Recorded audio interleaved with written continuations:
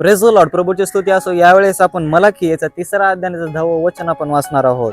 सेनाधीश परमेश्वर म्हणतो, माझ्या मंदिरात अन्न असावे म्हणून सगळा दशांश तुम्ही भांडारात आणा, म्हणजे आकाश कपाटे उघडून जागा पुरणार नाही एवढा आशीर्वाद तुम्हाकरिता वर्षितो की नाही याविषयी माझी प्रतीती पहा.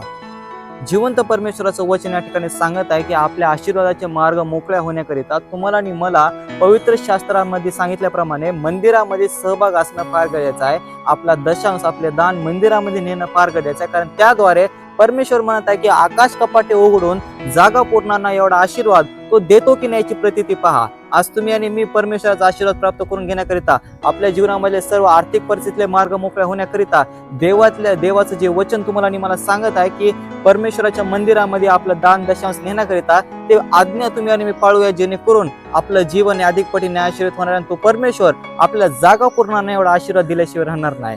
प्रार्थना करूया. जिवंत परमेश्वर, आम्ही प्रार्थना करतो प्रभू, जागा पुरणार नाही एवढा आशीर्वाद आम्हाला प्राप्त होण्याकरिता मंदिरामध्ये सहभाग आमचा राहण्यासाठी मदत कर. आमचं दान, आमचं दशांश मंदिरामध्ये तुला मान्य व्हावं याबद्दल उपकार म्हणतो, जेणेकरून आमचं जीवन आश्रित होणार आणि तू आम्हाला महान असा आश्रित केल्याशिवाय राहणार नाहीस. येशू आमचा तारणारा त्याच्या नावामध्ये प्रार्थना केली म्हणून तू आहे. आमेन. गबाब करो तो मग सर्वांना वचनाद्वारे आशीर्वादाचा करो. आमेन.